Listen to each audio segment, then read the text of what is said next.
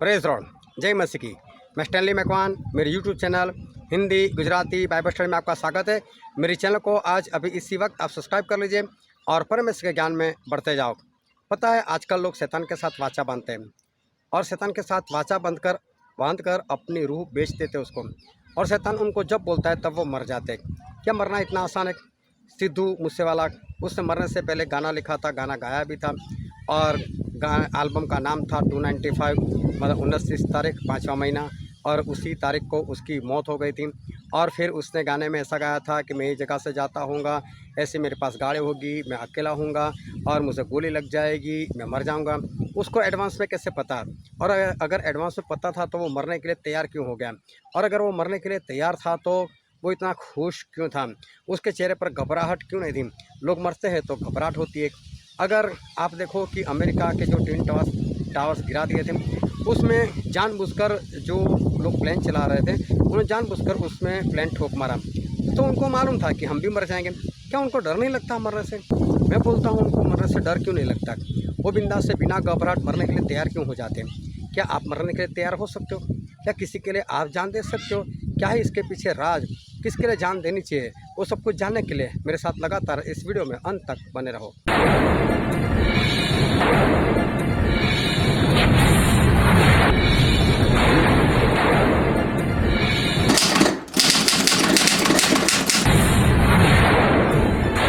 आओ परमेश्वर के वचन की ओर चले और बाइबल से दानिएल भविष्यवक्ता की पुस्तक, उसका अध्याय 9 और वचन 24 से लेकर 27। अपराध बंद करने को, पापों का अंत लाने और अधर्म का प्रायश्चित करने और अनंत काल की धार्मिकता प्रकट करने और दर्शन और भविष्यवाणी पर मुहर करने और परम पवित्र का अभिषेक करने तेरे लोगों के सर और तेरे पवित्र नगर के सर 70 सप्ताह ठहराए गए हैं।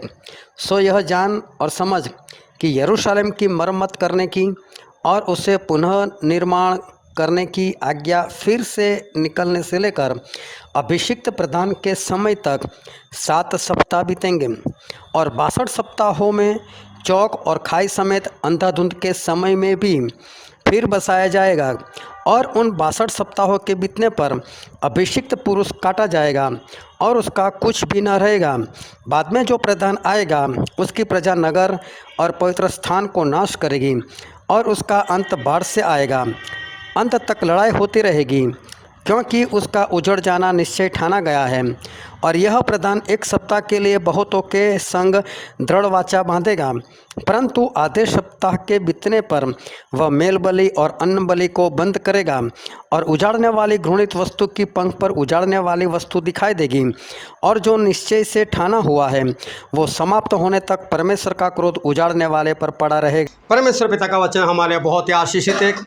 परमेश्वर पिता का वचन सच्चा है, और बाइबल में लिखा है यदि तू सच्चाई को जानेगा तो सच्चाई तुझे आज़ाद करेगी। बहुत ध्यान से आज परमेश्वर के वचन को सुनना, समझना, अपने दिल में उतारना, उसके अनुसार चलना, ताकि परमेश्वर हमें जो चेतावनी देते हैं उस चेतावनी को प्राप्त करते हुए हम उसके अनुसार चले, ताकि हम सारे लोग बचाए जाए।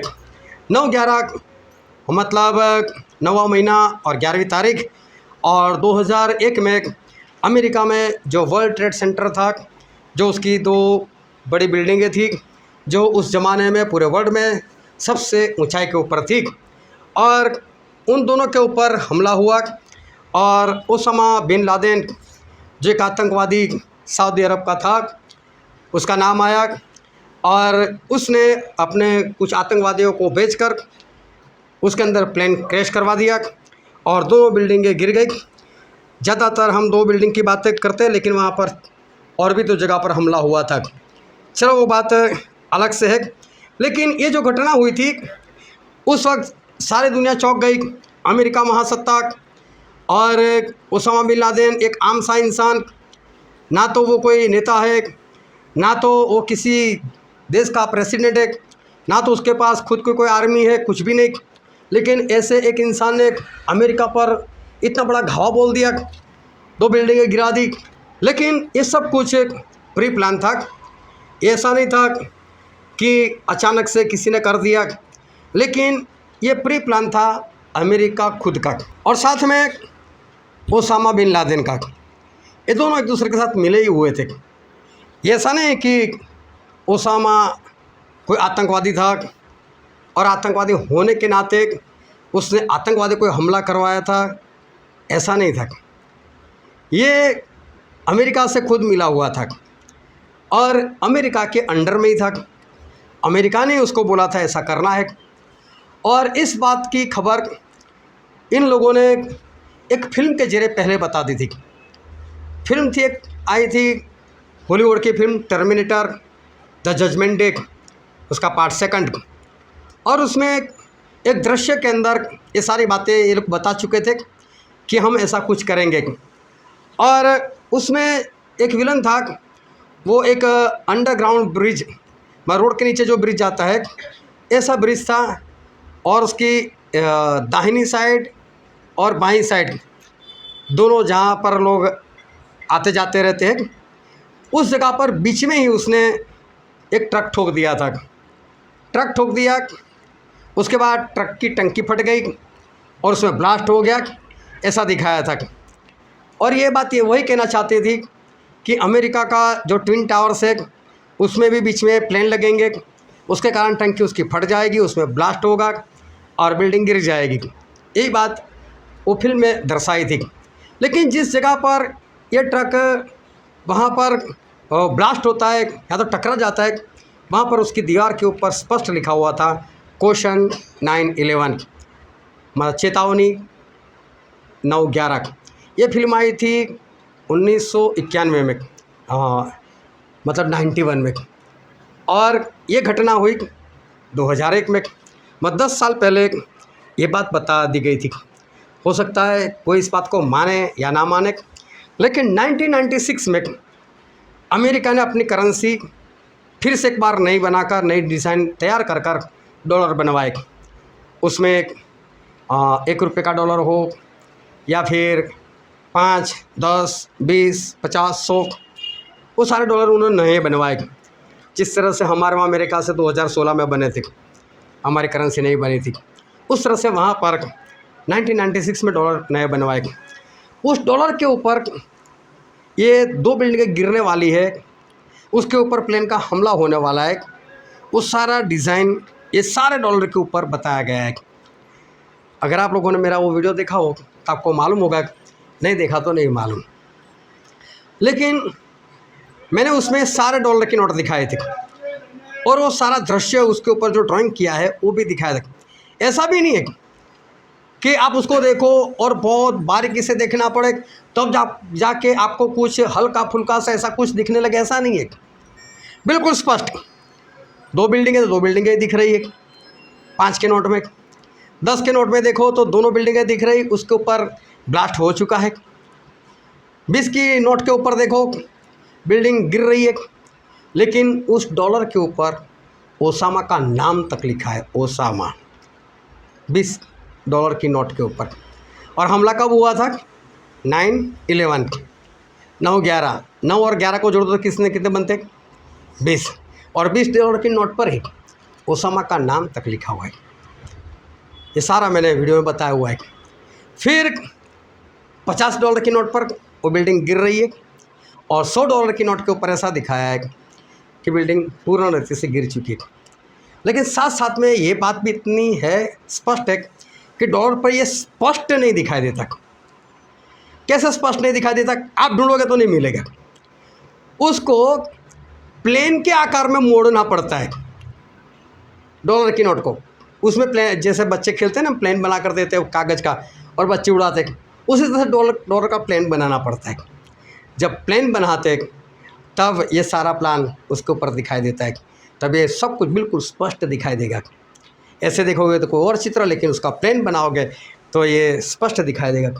इसका मतलब पहले से ये तय था कि ट्विन टावर्स को उड़ाना है, ओसामा के जरिए ही उड़ाना है, 9/11 को ही उड़ाना है। ये सब कुछ प्री प्लान था। मैं कई बार इन आखिरी दिनों में मैसेज की शुरुआत कुछ ऐसी बातों से ही करता हूँ, और ज़्यादातर संडे को ऐसा लगता है जैसे कि कोई न्यूज़ देने वाला आ गया। लेकिन मैं बोल देता हूँ बीच में, मैं न्यूज़ नहीं देता कभी। लेकिन इसके पीछे परमेश्वर का वचन कहाँ कहाँ पर किस तरह से लागू है, हम उस वचन को भी फिर आखिर में देखते हैं। और ये बातें सारी मैं इसलिए बताता हूँ, मैं बार बार बोलता हूँ, जो सोते उनको ये बात नहीं पता चलती, जो जाग रहा है उसको ये सारी बातें पता चल जाती। और इसे जगाने के लिए ये सब कुछ मैं बता देता हूँ। दूसरी बात, ये सब कुछ जब हम जानते हैं तब हमें पता चलता है ये हो रहा है दुनिया में, ऐसा हो रहा है। क्योंकि ज़्यादातर दुनिया में सो रहे, जॉब करो, अच्छी कमाई करो, अच्छा खाना खाओ, सो जाओ, बच्चे पैदा करो, उनको पढ़ाओ, उनकी लाइफ बनाओ, मर जाओ, बस एक चक्कर चल रहा है, सब लोग उसी में पड़े। लेकिन परमेश्वर के वचन इन दिनों में हमारे सामने पूरे हो रहे हैं, और अगर वो हमको नहीं मालूम तो फिर हम तैयार कैसे होंगे। और इसलिए मैं सिर्फ ये दिखाना चाहता हूँ कि तैयारियाँ हो चुकी है, सब कुछ एंड के ऊपर आ चुका है, वो सब मैं बताना चाहता हूँ। इसलिए ये सारी बातें मैं एक न्यूज़ की तरह मैं आप लोगों को बताता हूँ।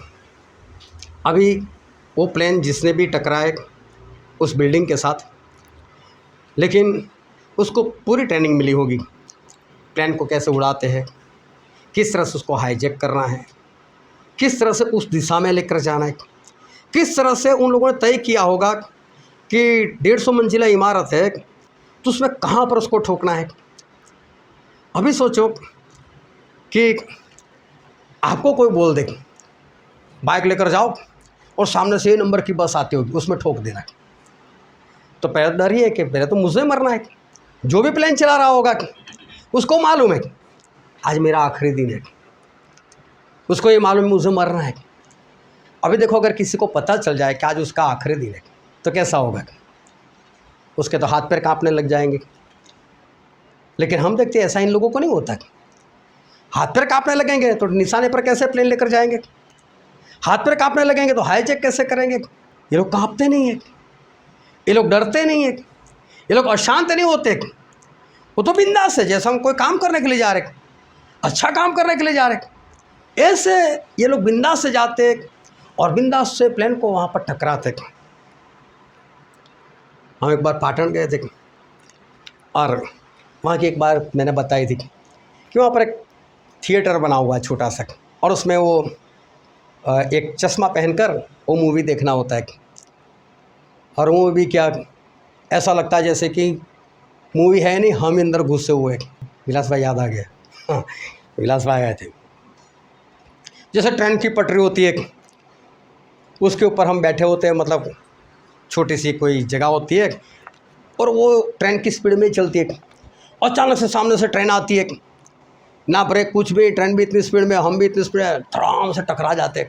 कई जगह पर ऐसे शो होते हैं, और जो कमज़ोर हृदय वाले होते हैं ना, ये शो देखकर मर जाते हैं, अटैक आ जाते हैं उनको ऐसा हम टकरा गए, ऐसा ही लगता है।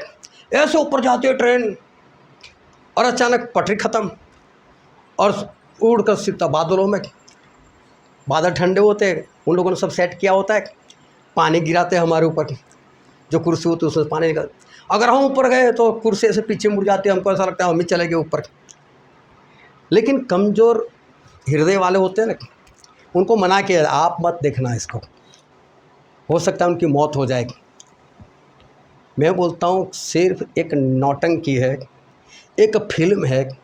अगर फिल्म को देखकर लोग मर सकते तो जो सच में मरने के लिए जा रहे उनके हालत कैसे होने चाहिए। लेकिन नहीं है उनके हालात ऐसे, उनको कोई डर नहीं है, वो बिंदास से जा रहे हैं एयरपोर्ट पर, हथियार लेकर जा रहे हैं, बिंदास से घुस रहे, बिंदास से हाईजैक कर रहे हैं प्लेन, बिंदास से जाते, बिंदास से टकराते। अभी अहमदाबाद में प्लेन क्रैश हो गया, मैंने उसके बारे में बताया, सुबह एक अखबार वाले ने वही फ़ोटो रख दी थी।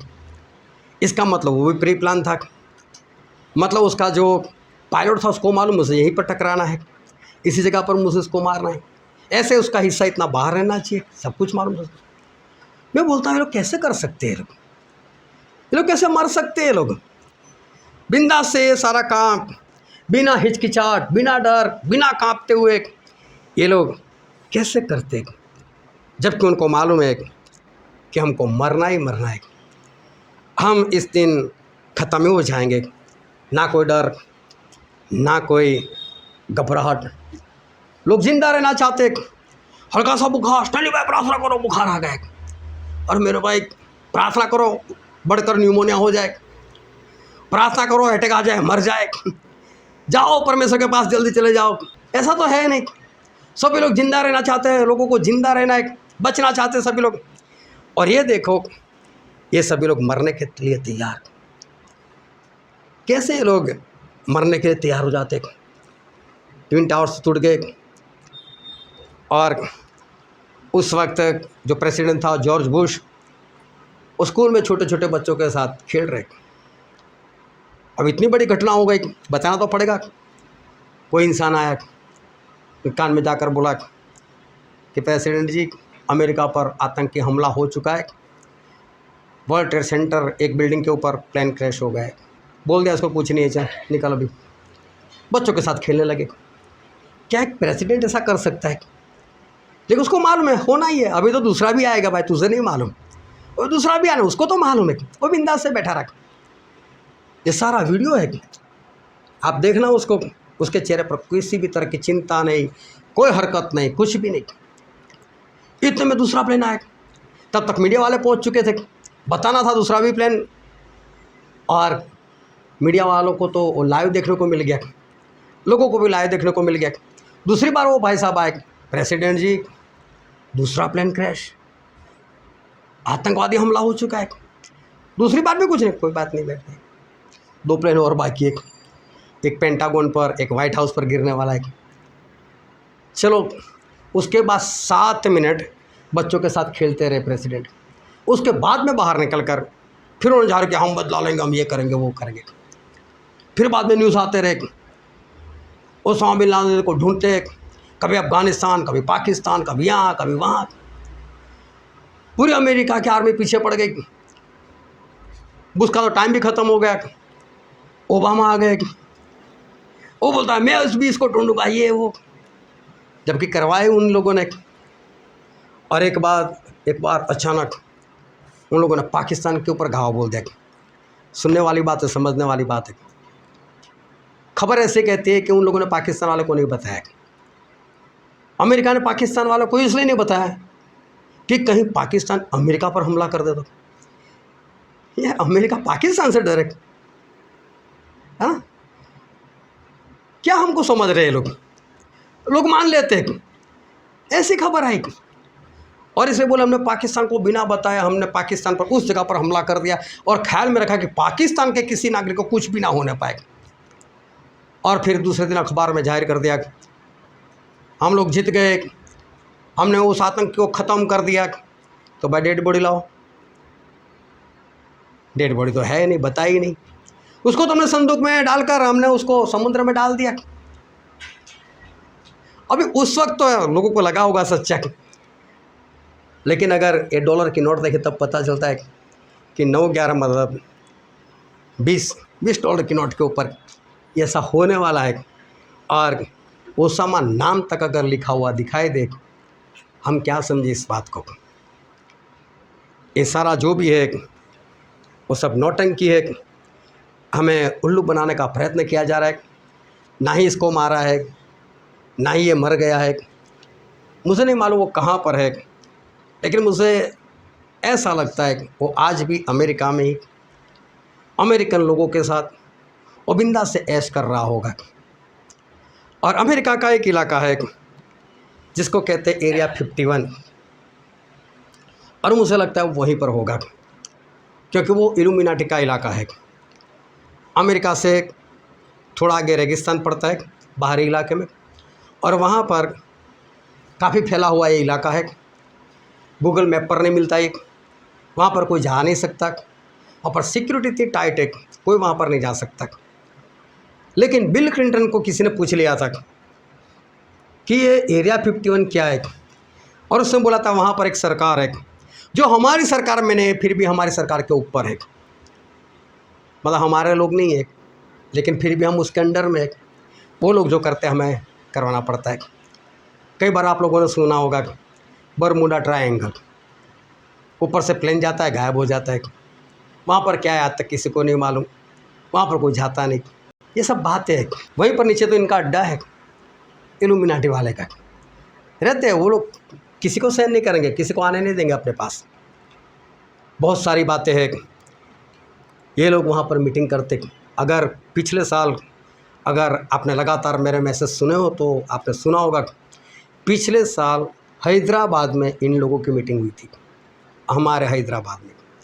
इतना ही नहीं, बड़े बड़े बोर्ड लगाकर मीटिंग की थी कि यहाँ पर इन लोगों की मीटिंग है। पूरी सिक्योरिटी वहाँ पर भेज दी थी और पूरे दुनिया से 2000 इनके मेंबर वहाँ पर हैदराबाद में पिछले साल मीटिंग में आए थे, पूरी दुनिया से, क्योंकि इनके मेंबर पूरी दुनिया में फैले हुए। कोई भी नेता हो, बड़ा बिजनेसमैन हो, वो सारे इनके मेंबर है। बड़ी बड़ी सेलिब्रिटी है, वो सभी इनके मेंबर है। और सभी लोग ऐसी मीटिंगों में उनको जाना ही होता है। सभी लोगों को एक पासवर्ड या कोड वर्ड दिया जाता है और ये सभी लोग वहाँ पर जाते हैं। एक हीरो है, अभी भी है, कमल हासन, अपने ज़माने में जाना माना और अभी भी जाना माना है वैसे। उसकी बेटी श्रुति हासन, और उसने मीडिया में बिंदास से बोल दिया, मैं और मेरा परिवार हम इल्यूमिनाटी के मेंबर हैं। बिंदास से बोला उसने। आज कई सेलिब्रिटी बिंदास से बोलते कि हमने हमारी आत्मा शैतान को बेच दी है। बोले ये लेना बेचना क्या होता है? ये एक वाचा होती है, एक करार होता है। आप बाज़ार में ज़्यादा नहीं, सिर्फ 1 रुपये की चॉकलेट खरीदो, आपने क्या किया उसके साथ? ये मत समझो लेन देन की, आपने एक वाचा की उसके साथ, मैं रुपया देता हूँ तो बदले में मुझे चॉकलेट दे। ये वाचा होता है, ये करार होता है। इतना कि वो वहीं पर हुआ, वहीं पर ख़त्म। इसे कोई सिग्नेचर वगैरह करने की ज़रूरत नहीं रहती, कोई कागजी कार्रवाई की ज़रूरत नहीं रहती। लेकिन ये है एक तरह की एक वाचा। बड़े बड़े सिंगर लोग, बड़े बड़े अभिनेता लोग इनके साथ वो मिले हुए। ये लोग बड़े वफादार हैं उनको, जिनके साथ इन लोगों ने वाचा बांधी है, उनके साथ बड़े वफादार हैं। पंजाब में अभी एक नया सिंगर आया जिसका नाम है चीमा, और उसने एक गाना लिखा और गाने के शब्द ये है कि इल्यूमिनाटी वाले मुझे बोलते हैं कि तू अपनी आत्मा शैतान को बेच दे, और मैं उनको कहता हूँ बेचूंगा बेचूंगा। मतलब मैंने उनको ऐसे कर कर रखा हुआ है, मतलब जैसे कोनी पर गुड़, ऐसा वो कहना चाहता है। सही में वो उससे मिला हुआ है, तभी तो ये बिंदास से ऐसा बोल रहा है। बहुत लोग, आप गूगल उठाकर उसमें कभी सर्च मारना किन किन लोगों ने शैतान को अपनी आत्मा बेची है, पूरा लिस्ट आएगा। उनके वीडियो चाहे तो आपको वीडियो भी मिल जाएंगे। बिंदास से वो लोग बोलते हैं कि हाँ मैंने मेरी आत्मा बेच दी। 29 तारीख और 5वां महीना, मई महीने की 29 तारीख को जो पंजाब का एक सिंगर था सिद्धू मूसेवाला, उसका कत्ल हो गया था। वो कोई कत्ल नहीं था, उसने अपनी आत्मा शैतान को बेच दी थी और उस शैतान ने उसकी आत्मा ले ली उसके पास से। उसने एडवांस में गाना गाया था, उस एल्बम का नाम भी 295 मतलब 29/5 रखा था, और उसने सीधा ही बोल दिया गाने के अंदर, मैं ये वाली गाड़ी से जाता हूँगा और गोली लगेगी मुझे, कौन सी जगह पर लगेगी, गाड़ी में कहाँ पर गोली लगेगी, सब कुछ उसने बता दिया था। वैसे ही उसकी मौत हुई। क्या कोई इंसान इतना बता सकता है अपने बारे में? लेकिन ऐसा कुछ नहीं था। लेकिन देखो, उसको मौत का कोई डर नहीं था। ऐसा नहीं था कि मैं मरने के लिए जा रहा हूँ, तो खौफ था उसके चेहरे के ऊपर, कुछ नहीं। बिंदास से गया और बिंदास से उम्र भी गया वहाँ पर। बहुत कुछ होता है, बहुत कुछ ये लोग कर रहे। इनकी मीटिंग के लिए मालूम नहीं करोड़ों रुपए खर्च करके प्लेन में बैठकर कहाँ कहाँ पर जाता है। मेरे पास है एक ऐसा इंसान जिसके पास इनके सारे सबूत भरे हुए, पूरा वीडियो भरा हुआ है। मैंने उनको चाहा था कि एक बार अपनी संगति में लेकर आऊँ और उनसे सारी बातें आपको बताऊँ। उन्होंने बोला स्टैनली भाई, मेरे पास ऐसे ऐसे वीडियो में जाहिर में नहीं बोल सकता, लेकिन अकेले में आपको बता सकता हूँ। जब वो जाहिर में बोलते उनके ऊपर अटैक हो जाता है, लेकिन हमारे पास आने के लिए तैयार थे। लेकिन चलो वो आगे कुछ हुआ नहीं। लेकिन उनके पास ऐसे सबूत है कि आप देखकर चौंक जाओगे कि दुनिया में इतना कुछ हो रहा है और हम अभी फालतू बातों में पड़े हुए। वो आज 73-74 के हो गए, लेकिन जब 18 साल के थे तब इल्यूमिनाटी वाले ने उनको बड़ा पद देने की ऑफ़र की थी। सोचो कितने सालों से जानते हैं उन लोगों को, बहुत कुछ है उनके पास। लेकिन अगर हम उसके बारे में जान लें तो लोगों को पता चलेगा कि दुनिया कहाँ पर पहुंच चुकी है और आज हम लोग कहाँ पर हैं।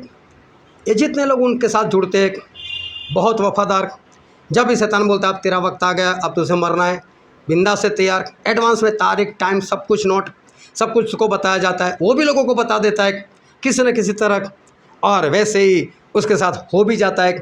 कोई डर नहीं, कोई घबराहट नहीं। मसीह का विरोधी भी आएगा, वो तो बाइबल में लिखा हुआ है। ये लोग भी तो उसी को लेकर आना चाहते, उठाना चाहते इसको, लेकिन मसीह का विरोधी आएगा। बाइबल में लिखा है कि जो झूठा भविष्यवक्ता है उसका साथी, वो बोलेगा कि इसकी मूर्ति बनाओ, जिसको पूरी दुनिया समझ रही थी कि मर गया, लेकिन फिर भी वो तो जिंदा है। स्पष्ट लिखा है ऐसा बाइबल में, पढ़ना कभी, प्रकाशित वाक्य उसका 17 अध्याय पढ़ना, सब लिखा हुआ है। बोले उसकी मूर्ति बनाओ, हम लोगों को बोलेंगे तुम बनाओ, और बोले उसकी पूजा भी करो, उसकी आराधना करो, और जो कोई उसकी आराधना ना करे उसे मार डालो। तो जो लोग नहीं करेंगे उनको मार भी देंगे। फिर मसीह का विरोधी अपना एक निशान निकालता है, जिसको बाइबल में 666 लिखा है। बोले वो मुहर लेनी है, वो निशान लेना है, या तो अपने सर के आगे वाले हिस्से में या तो दाहिने हाथ में। और जो कोई वो निशान ना ले, वो मुहर ना ले, वो किसी भी तरह की लेन देन नहीं कर सकता। उस वक्त बहुत सारी विपत्ति आएगी, जगह जगह पर धरतीकंप होंगे। वो धरतीकंप भी ऐसे वैसे नहीं होंगे, बड़े बड़े होंगे, बड़ी बड़ी बीमारियाँ फैलेगी, एक के बाद कुछ नहीं होगा, जो कुछ होगा साथ में होगा। बीमारी होगी तो बीमारी के साथ भूकंप भी होंगे, बीमारी और भूकंप चलते होंगे तभी लोगों की सतावट भी इतनी होगी। ये तीनों चलता होगा तभी देश देश के बीच में लड़ाइयाँ होती होगी, तभी जाति जाति के लोग एक दूसरे को मारेंगे, तभी माँ बाप अपने बच्चे को पकड़वाएंगे, ये मेरा बेटा बहुत मानता है प्रभु को ले जाओ इसको।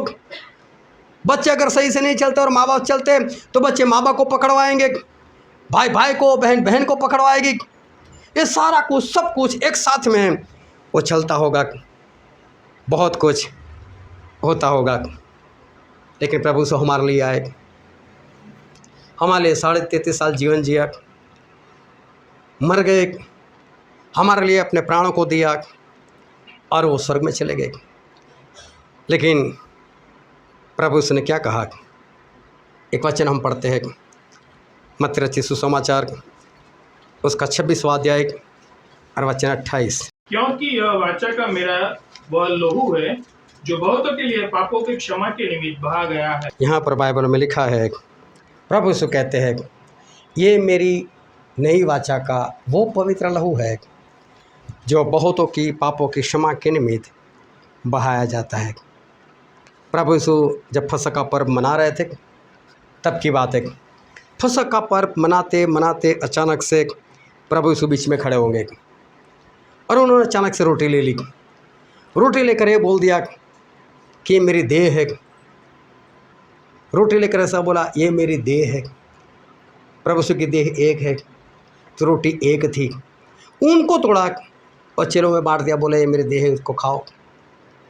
फिर एक प्याला उठा लिया और बोला ये मेरे नए नियम का वो पवित्र लहू है जो बहुतों की पापों की क्षमा के निमित्त बहाया जाता है। और लोगों को कहा इनमें से पियो। एक बार फिर से वचन पढ़ो। क्योंकि यह वाचा का मेरा वह लहू है जो बहुतों के लिए पापों की क्षमा के निमित्त बहाया जाता है। क्या लिखा है?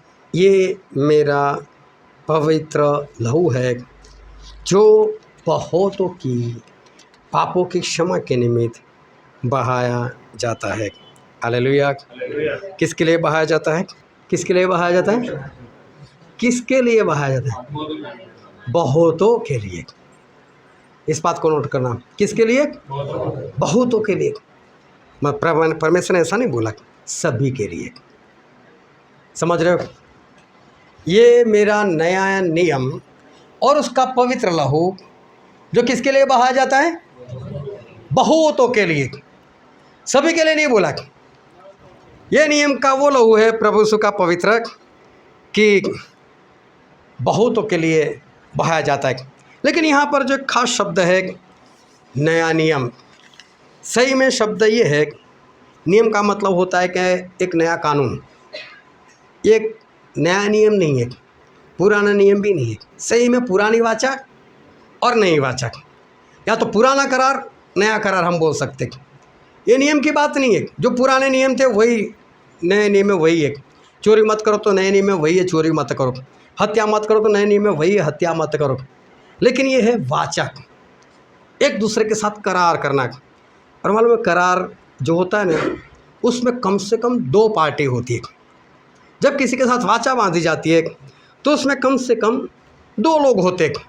जैसे मैंने बताया, मैं रुपया देता हूँ, तू मुझे चॉकलेट दे।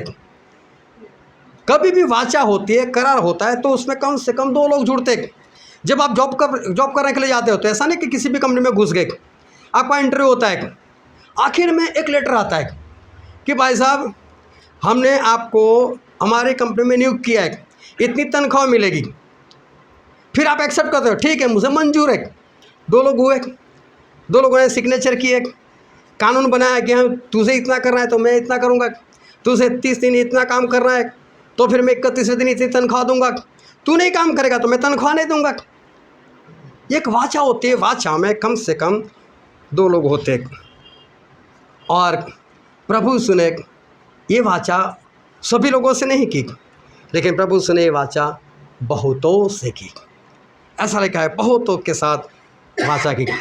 जब पवित्र आत्मा हमेशा के लिए उतारे गए, उस वक्त पतरस ने प्रचार किया, और पतरस ने जो प्रचार किया था उस प्रचार में उन्होंने यही बताया, हे इज़राइल के लोग सुनो, हे यहूदिया के लोग सुनो।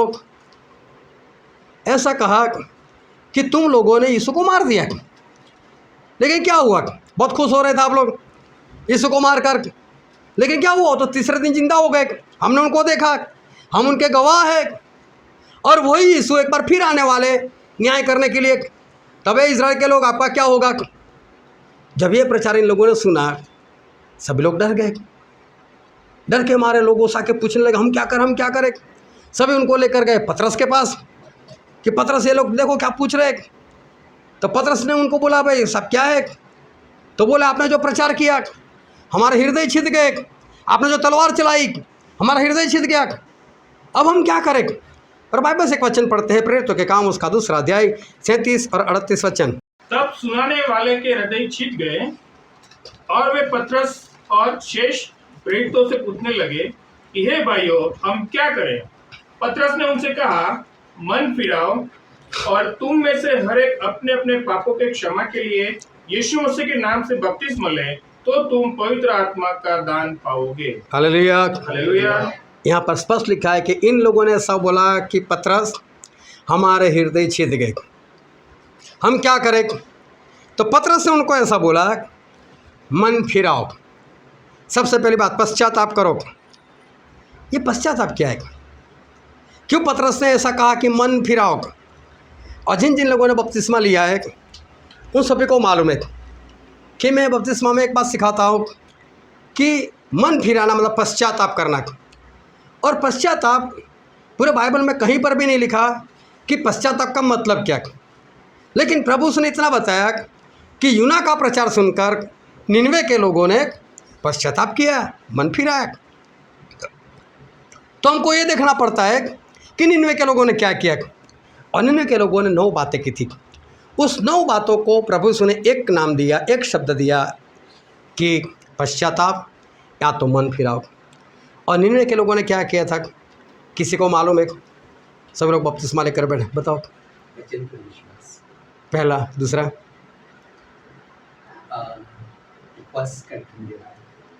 उपवास, तीसरी बात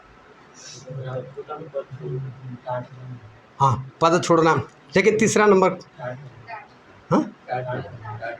हाँ उसका मतलब हाँ संसार के सारे कामों को छोड़ना है तीसरा। फिर चौथा हाँ अपना पद छोड़ देना। फिर पांचवी बात,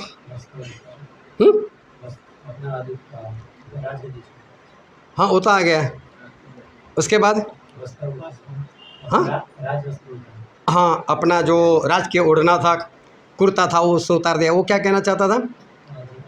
हाँ, हमारे अधिकारों को छोड़ना। फिर छठवीं बात, राख में बैठना मतलब नम्रता को धारण करना। फिर सातवीं बात, हाँ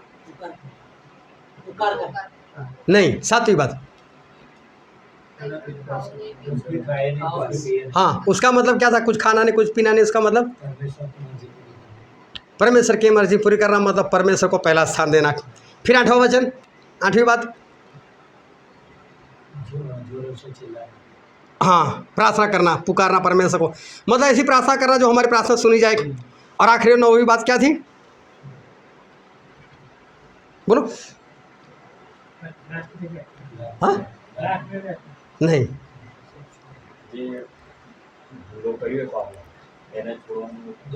हाँ यही बात सब रुक गए वहाँ पर।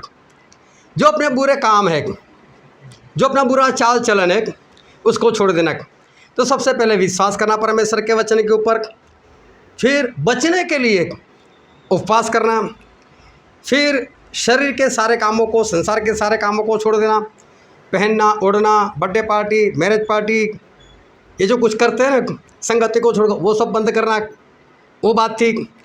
फिर था पद छोड़ना, मतलब परमेश्वर की निगाह में हम सब एक एक, ना कोई बड़ा ना कोई छोटा, तो हमें सभी के साथ मिलकर रहना है। हमारे अधिकारों को छोड़ना है। छठवीं बात थी नम्रता को धारण करना, मतलब तू बड़ा और मैं छोटा। किसी के साथ भी लड़ाई झगड़े की बात आ जाए, कोई बोलिए हाँ भाई तू यार जाना, बात ख़त्म कर, तू बड़ा, लड़ाई होगी, झगड़े हो गए हैं, ऐसा होगा तो हालेलुया, ध्यान से समझना। फिर सातवीं बात थी सबसे पहले किसको स्थान देना? परमेश्वर को स्थान देना। परमेश्वर की मर्जी को सबसे पहले पूरी करना, मतलब ना आपके पति की मर्जी, ना आपकी पत्नी की मर्जी, ना बच्चों की, लेकिन किसकी मर्जी को फिर सबसे पहले पूरी करना है? परमेश्वर की। बस सबसे पहले स्थान किसको देना है? परमेश्वर को स्थान देना है। आठवीं बात थी कि परमेश्वर को पुकारना, मतलब इस तरह से प्रार्थना करना कि परमेश्वर हमारी प्रार्थना को सुन ले। और नवीं बात वो थी कि अपने सारे बुरे आचरण को हमें छोड़ देना है। अभी ध्यान से समझ तक पतरस ने ऐसा कहा, जब लोगों ने पूछा पतरस हम क्या करें, हमारे हृदय जीत गए, तो वह ठीक है, एक काम करो, ये 9 बातें करो, मन फिराओ, मतलब ये 9 बातें करो। और 9 बातें करने के लिए जब तैयार हो जाते हो तो क्या लो? बपतिस्मा। बपतिस्मा कब लेना है? जब ये 9 बातों के लिए इंसान तैयार हो, मुझे ये 9 बातें करनी है, जो अपने आप को तैयार करता मैं ऐसा करूँगा, तब उसको क्या लेना है? बपतिस्मा लेना है। और इस तरह से जब बपतिस्मा लेते हैं तो परमेश्वर अपने लहू से उसको साफ करते हैं, उसको पवित्र करते हैं, और परमेश्वर क्या देते हैं उनको? अपना पवित्र आत्मा। ध्यान से देखो, अगर तू मन फिराएगा, मैं अपनी भाषा में भी बोलना चाहता हूँ, अगर तू मन फिराएगा मतलब पश्चाताप करेगा, ये 9 बातें करेगा और तू बपतिस्मा लेगा, तो परमेश्वर तेरे सारे पापों को क्षमा करते हुए तुझे पवित्र आत्मा देंगे। क्या हुई है? वाचा। हालेलुया। जब आप बपतिस्मा लेते हो ना, वो कोई क्रिया नहीं है, कोई विधि नहीं है, वो क्या है? परमेश्वर के साथ आप वाचा में जुड़ो, परमेश्वर मैं आ रहा हूँ, मैं इन 9 बातों को मानने के लिए तैयार, प्रभु मैं बपतिस्मा ले रहा हूँ। तो प्रभु बोला ठीक है, तू ये 2 काम कर, बाकी के 2 काम मैं करता हूँ, मैं तुझे पवित्र करता हूँ, मैं तुझे पवित्र आत्मा देता हूँ। हालेलुया। पहले वाला 2 तू करेगा तो बाकी के 2 मैं करूँगा। ये है हमारे परमेश्वर के साथ एक वाचा। जब आपने बपतिस्मा लिया तब आप परमेश्वर के साथ जुड़े, एक वाचा से जुड़े, और वाचा के जो कानून है, जो आप लोगों ने अलग अलग तरीके से बोला है, मैं फिर से बोलता हूँ, उसको मुँह ज़बान कर लो। एक पोस्टर बना लो, उसका अपने घर में लगा दो, ऐसी जगह पर लगाओ कि जब आप घर में एंटर होते हो तभी आपको दिखा दे सामने, इसमें जीना है। एक पोस्टर इसी जगह इसी तरह लगाओ कि जब बाहर जाते हो तब भी दिखे, हाँ ये करना है, बाहर जाकर भी, घर में आकर भी वही करना है, बाहर जाकर भी वही करना है। मैं ऐसे नहीं बोल रहा हूँ, सच में बना देना ऐसा पोस्टर। मैं भी जब आपके घर में आऊँगा तो मैं भी अंदर आते बाहर निकलते मैं भी पढ़ूंगा। हालेलुया। वचन मेरे लिए भी है। हालेलुया। तो एक वाचा है हमारी कि परमेश्वर ये 9 बातें मैं करूंगा। तो 9 बातों में देखो, एक बात तो ये है कि परमेश्वर को पहला स्थान। तो हमने परमेश्वर से वाचा बांधी, परमेश्वर आप मेरे जीवन में सबसे पहले आप, मेरी पत्नी बाद में, मेरा पति बाद में, मेरे बच्चे बाद में, मेरे माता पिता बाद में, सबसे पहले कौन? प्रभु आप। हमने परमेश्वर के साथ इस तरह से हमने वाचा बांधी है कि परमेश्वर ये सारी बातें मैं करूँगा। अगर हम ऐसा बोलते हैं कि परमेश्वर ये 9 बातें मैं करता हूँ, और 9 बातों को जब मिला लो तो इसका मतलब ये होता है कि आप परमेश्वर के हो गए। परमेश्वर का पहला स्थान मतलब आप परमेश्वर के हो गए। जो परमेश्वर का हो जाता है वो और किसी का नहीं हो सकता। हालेलुया। हालेलुया। आदम किसका था? परमेश्वर का। हवा पहले थी, बाद में आई कि नहीं? क्यों दी हवा को? सहाय करने के लिए। मतलब पत्नी किस बात के लिए? पत्नी कब आई? पहले कौन आया? परमेश्वर आए कि नहीं? आदम के जीवन में पहले कौन था? और पत्नी कब आई? बाद में। हालेलुया। मानते हो कि नहीं? इस बात को समझते हो कि नहीं? पहले आपके जीवन में कौन था? परमेश्वर। और पत्नी कब आई? बाद में। क्यों भेजी उसको? आपकी सहायता के लिए। क्यों सर पर बिठा दिया? क्यों उसका कहा करते हो? वो किस लिए? आपके लिए, सहायता के लिए है कि नहीं?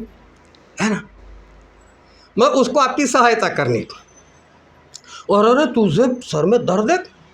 ओ बका, मैं नहीं जाऊंगा आज जिंदगी में। मालूम शब्द भी कहाँ कहाँ से ढूंढ कर लेता है। मेरी जान। तो वो भी बोलता है मेरी रानी। एक बार झगड़ा हो गया, बोले ऐसा जान जान बोलती है। वो तो बोलता है लंबा बोलने में मुझे कंटाल आता है, मैं तो बोलना चाहती हूँ जानवर। वह तू भी तो रानी रानी करता है, तो मैं भी छोटा ही बोलता हूँ ना, मैं भी नौकरानी बोलना चाहता था।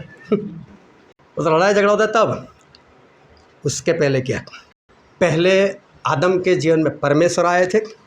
परमेश्वर ने आदम को खुद के लिए बनाया था, फिर उसकी सहायता के लिए उसको पत्नी दी।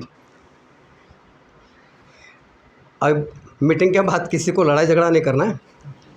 हाँ, वो है तो आपकी पसली, लेकिन जो परमेश्वर समझाना चाहते हो उसको समझो। जब आप बपतिस्मा लेते हो, चाहे स्त्री चाहे पुरुष, तब आप ऐसा जाहिर करते हो कि प्रभु में आपका, प्रभु में आपकी, मतलब आप प्रभु के तो आप दूसरे किसी के हो नहीं। हालेलुया। पति और पत्नी ये शब्द साथ में आते, पति पत्नी, बीच में गैप नहीं है, लेकिन सही में प्रभु यीशु का गैप है बीच में। पति प्रभु यीशु पत्नी, पत्नी प्रभु यीशु पति, बीच में गैप है, बीच में प्रभु यीशु है, उस गैप में प्रभु यीशु है। पति और पत्नी के बीच में हमेशा प्रभु यीशु है। इतना याद रखना, हमारे जीवन में सबसे पहला स्थान प्रभु यीशु। हम परमेश्वर के हो चुके हैं। बपतिस्मा लिया तो हमने जाहिर कर दिया कि हम प्रभु यीशु के हो गए। क्यों? क्योंकि प्रभु यीशु ने आपको क्या दिया? अपना आत्मा दिया। अपना आत्मा दिया, आपको पवित्र किया, अपना आत्मा दिया। तो पवित्र आत्मा प्रभु यीशु ने क्यों दिए? चलो एक वचन पढ़ते ही, फिर उसका पहला अध्याय वचन 13। और उसी में तुम पर भी जब तुमने सत्य का वचन सुना, जो तुम्हारे उद्धार का सुसमाचार है, और जिस पर तुमने विश्वास किया, प्रतिज्ञा किए हुए पवित्र आत्मा की छाप लगी। पवित्र आत्मा की छाप, पवित्र आत्मा की मुहर लगी। परमेश्वर ऐसा कहना चाहते हैं कि जिस वक्त आपने बपतिस्मा लिया, आप वाचा में जुड़ गए, तो परमेश्वर ने भी अपना काम किया, वो भी वाचा में आपके साथ जुड़े। उन्होंने आपको पवित्र करते हुए उन्होंने अपना आत्मा, पवित्र आत्मा, मतलब कि आपको एक मुहर दी, आपको एक निशान दिया।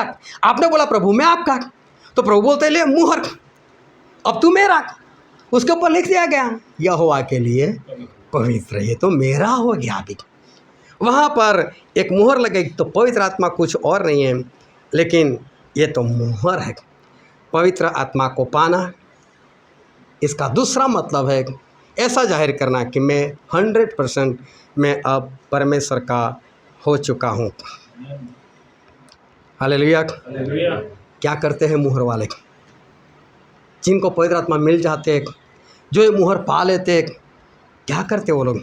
और एक वचन पढ़ते हैं, प्रेरितों के काम उसका अध्याय 2 और 41 से लेकर 45 तक। सो जिन्होंने उसका वचन ग्रहण किया उन्होंने बपतिस्मा लिया और उसी दिन 3000 मनुष्यों के लगभग उनमें मिल गए और वे प्रेरितों से शिक्षा पाने और संगति रखने में और रोटी तोड़ने में और प्रार्थना करने में लौलीन रहे। और सब लोगों पर भय छा गया और बहुत से अद्भुत काम और चिन्ह प्रेरितों के द्वारा प्रकट होते थे और वे सब विश्वास करने वाले इकट्ठे रहते थे और उनकी सब वस्तुएं साझे की थी और वे अपनी अपनी संपत्ति और सामान बेच बेच कर जैसी जिसकी आवश्यकता होती थी बांट दिया करते थे। हालेलुया। हालेलुया। दोनों हाथों को उठाकर बोलो हालेलुया। हालेलुया। अरे ध्यान से समझो, जिन लोगों ने पतरस की बात सुनी, कौन सी? मन फिराओ, बपतिस्मा लो तो परमेश्वर आपके पापों को क्षमा करेंगे और आपको अपना आत्मा दे देंगे, पवित्र आत्मा देंगे। जिन्होंने ये बात मानी उन लोगों ने क्या लिया? बपतिस्मा लिया। कितने लोगों ने लिया? 3000 लोगों ने लिया। मतलब 3000 लोग ऐसे हो गए, 120 थे पहले, 3000 और उनके साथ मिल गए। ये 3000 लोग ऐसे थे जिन्होंने मन फिराया, जिन्होंने बपतिस्मा लिया, जिनके पाप क्षमा हो गए, जिनके ऊपर एक मुहर लग गई, ये मेरा, जिससे उस मुहर को एक्सेप्ट किया कि मैं आज से प्रभु यीशु का। उन लोगों ने क्या करना शुरू कर दिया? बोले प्रेरितों से शिक्षा पाना है, संगति करना है, प्रभु बोझ लेना है और हमेशा प्रार्थना करना है। ये 4 बातों में लवलीन रहना है। मतलब जिनके पास ये मुहर आ गई, जिन्होंने कबूल कर दिया कि प्रभु में आपका, जिन्होंने एक्सेप्ट कर दिया हाँ प्रभु में आपका, जिन्होंने प्रभु के साथ वाचा बांध दी, जुड़ गए प्रभु के साथ, इन्होंने ये 4 काम करना शुरू कर दिया। सबसे पहला कौन सा? प्रेरितों से शिक्षा पाना। दूसरी बात संगति करना। तीसरी बात प्रभु बोझ लेना। और चौथी बात प्रार्थना में लवलीन। लवलीन मतलब ये 4 बातें जो है उसमें ही बने रहना बस। बाकी जितने भी काम है वो करने पड़ते, कर लो बस। जॉब करनी, हाँ कर लो, कोई बात नहीं। कारोबार करना है, कोई बात, कर लो। लेकिन लवलीन किस बात में रहो? ये 4 बात। अभी देखो कई लोग कारोबार में लवलीन हो जाते हैं। कारोबार का कुछ वक्त होता है। जितने लोग जॉब करते हैं ना, वो लोग क्या चाहते हैं? 8 घंटे की जॉब हो हमारी। अगर 8 घंटे के ऊपर, मुझे नहीं मालूम कोई बोलता है कि नहीं बोलता है, लेकिन जब मैं जॉब करता था, अगर मुझे मेरा बॉस कभी बोलता है रुक जा, मैं मना करा, मैं नहीं रुकने वाला। बोला क्यों? खरीद लिया है क्या? तनख्वाह देते हो मुझसे 8 घंटे की, मुझे नहीं रुकना आज। जब मुझे छुट्टी लेनी होती थी, मैं कभी नहीं बोलता मुझे छुट्टी चाहिए। मैं डायरेक्ट बोलता था बॉस को मैं कल नहीं आने वाला। ये ठंडी कल काम बहुत है, छुट्टी नहीं मिलेगी। मैं कहाँ मांग रहा हूँ, मैं ऐसा बोल देता था। मैं मांग नहीं रहा, मैं तो बोल रहा हूँ। वो तू कैसे बातें करता है? मैंने बोला हाँ मेरी अपनी लाइफ है। आप लोग मुझे 8 घंटे की तनख्वाह दे तो जब मुझे छुट्टी जाए मैं तो ले लूँगा, ये मेरी मर्जी है।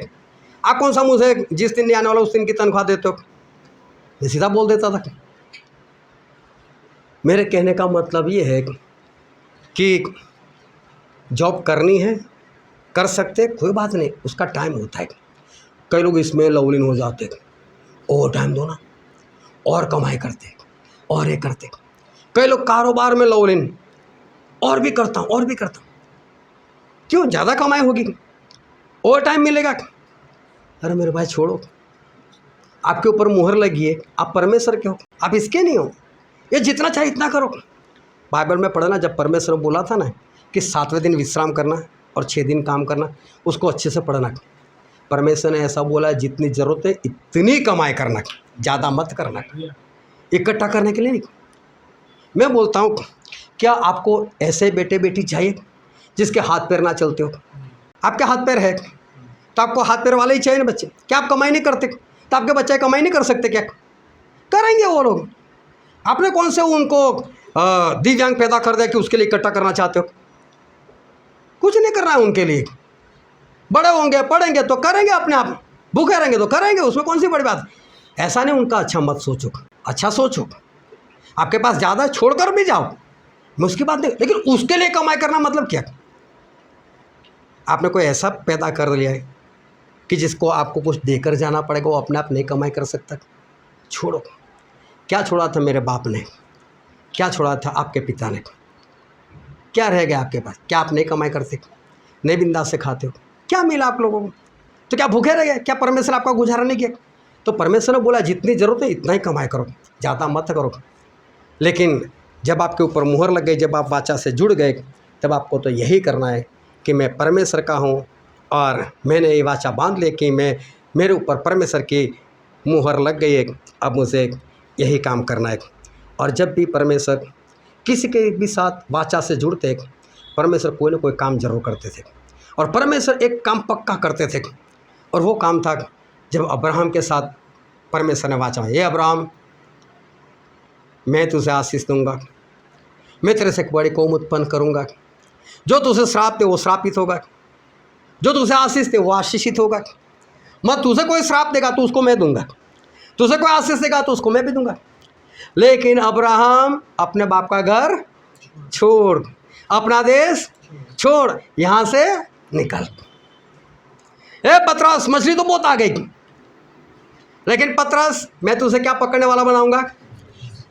वो इंसान समुद्र में नहीं मिलते, समुद्र को छोड़, किश्ती को छोड़, जाल को छोड़। परमेश्वर की बात जरूर कर देगा। ए मूसा, मिस्र में जा, यहाँ काम विधान में पड़ा है, जा मेरे लोगों को छुड़ा, उधर जा। परमेश्वर लोगों को बाहर निकालते हैं। हालेलुया। समझ में आ रहे कि नहीं सभी को बात, आया ना। हालेलुया। परमेश्वर हमको अलग करते हैं। क्यों अलग करते हैं। तू मेरा हो गया ना भाई, तू मेरा हो गया। बाजार में जाओ, सब्जी खरीदो, ज़्यादा नहीं 50 रुपए की, फिर उसको वहीं पर रख कर आते हो, क्या लेकर आते हो घर पर। हालेलुया। हमारे हो गए लेकर आते कि नहीं। हम परमेश्वर के हो गए तो परमेश्वर निकालेंगे कि नहीं। ए बाहर निकल, अभी यहाँ तू इसका नहीं, अभी तू मेरा है, चल निकल यहाँ से। होगा कि नहीं ऐसा। हालेलुया। समझते रहना कि परमेश्वर हमसे क्या कहते हैं। प्रभु सुझा रहे थे, एक बार मत्ती चुंगी लेने वाला कुछ काम कर रहा था। प्रभु उसको देखा, ए मत्ती इधर देख। तो मत्ती ने देखा, चल मेरे पीछे, मतलब काम छोड़ मेरे पीछे चल। परमेश्वर जब किसी को पुकारते हैं उनको अलग करते हैं, और अलग करने का मतलब ये होता है अब तू मेरा। बारात लेकर जाओ, शादी करके पत्नी को बोलो यहीं पर रह, मैं जाता हूँ अभी। करते हैं सब, है ना।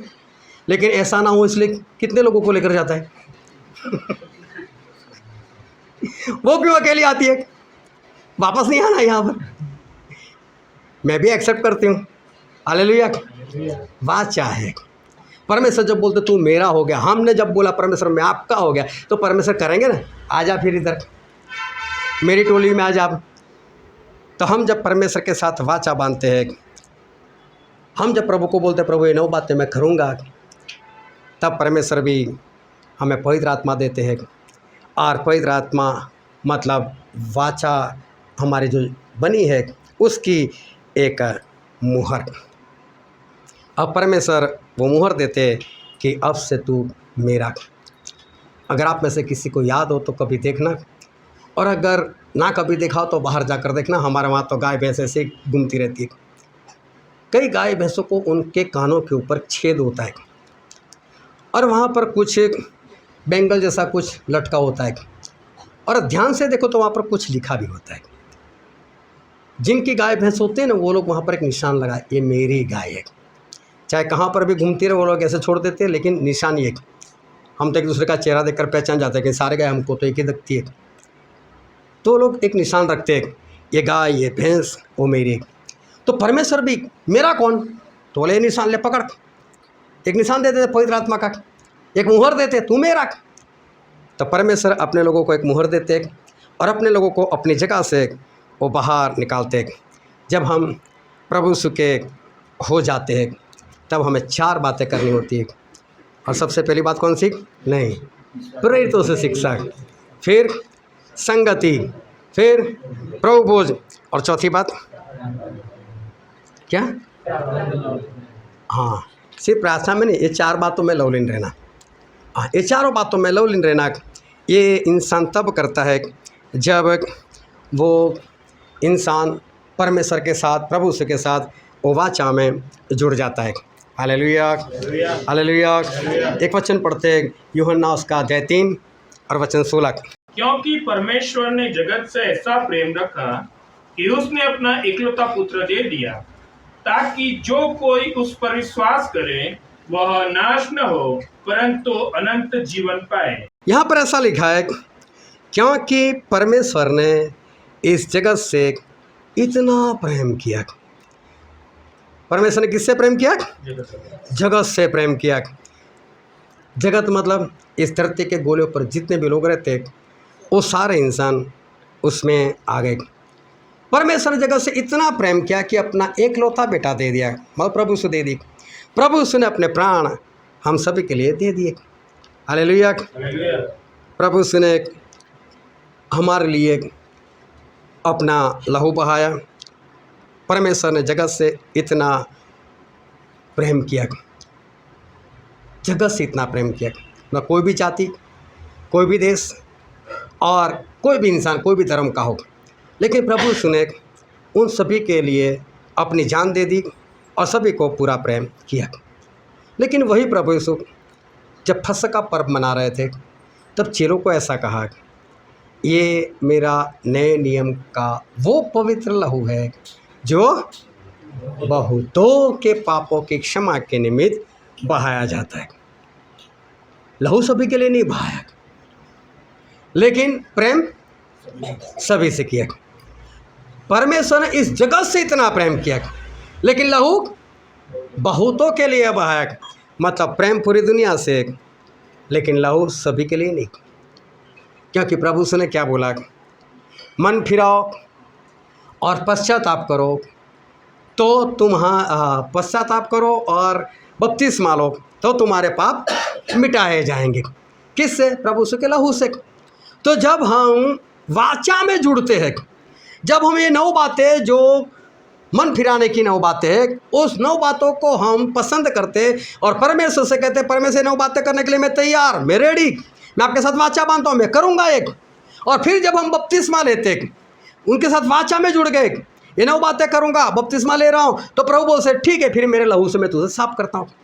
इसका मतलब जो ये 9 बातों के लिए तैयार नहीं और जो बपतिस्मा नहीं लेगा, हालेलुया, क्या उसके लिए प्रभु का लहू है? लेकिन अगर वो जुड़ता है तो फिर तो है ना, लेकिन जब तक नहीं जुड़ा तब उसके लिए लहू है। क्या सभी लोग बपतिस्मा लेने वाले? नहीं। क्या सभी लोग मन फिराने वाले? नहीं। लेकिन प्रभु ने प्रेम कितने लोगों से किया? सभी से, पूरे जगत से। लेकिन लहू बहुतों के लिए बहाया। लहू प्रभु ने सभी के लिए नहीं। प्रभु की वाचा सभी के लिए नहीं है, प्रभु की वाचा बहुतों के लिए है। सभी के साथ प्रभु से अपनी वाचा नहीं लगाई, लेकिन प्रभु ने वाचा बहुत लोगों के साथ बनाई।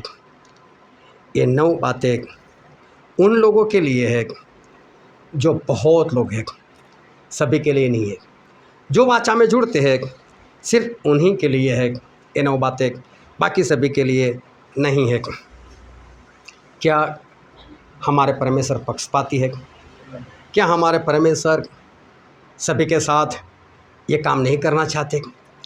क्या हमारे प्रभु यीशु वो सभी को बचाना नहीं चाहते? ऐसा कुछ नहीं है।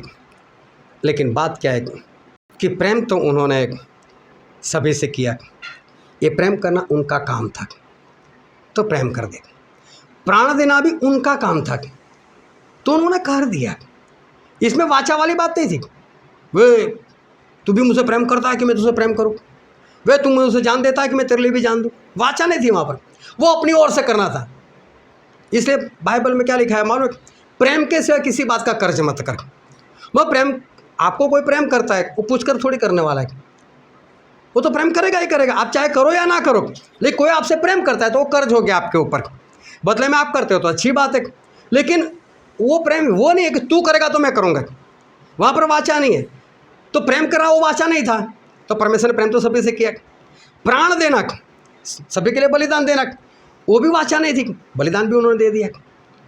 लेकिन लहू बहाने की बात बोले वो बहुतों के लिए, वो तो सिर्फ वाचा वालों के लिए, जो 9 बातें करने के लिए तैयार, उनके लिए ये लहू भी है। जो उनका काम था वो तो उन्होंने सभी के लिए कर दिया, लेकिन जो वाचा की बात है उनमें तो दोनों जुड़ते हैं। एक अगर जुड़ता है तो वाचा कभी भी होती नहीं, और जुड़ना खुद को होता है। कभी भी किसी के ऊपर किसी भी तरह की ज़बरदस्ती नहीं होती। अगर आप कितनी भी डिग्री ले लो, कोई कंपनी वाला बाहर आकर आपको ऐसा नहीं कहेगा चल मेरे वहाँ काम कर, तेरे पास इतनी डिग्री चल काम कर, कोई ज़बरदस्ती नहीं लेकर जाता। पूछता है आपको, इतनी तनख्वाह दूंगा, करेगा भाई, ये काम है इतने घंटे, करेगा भाई।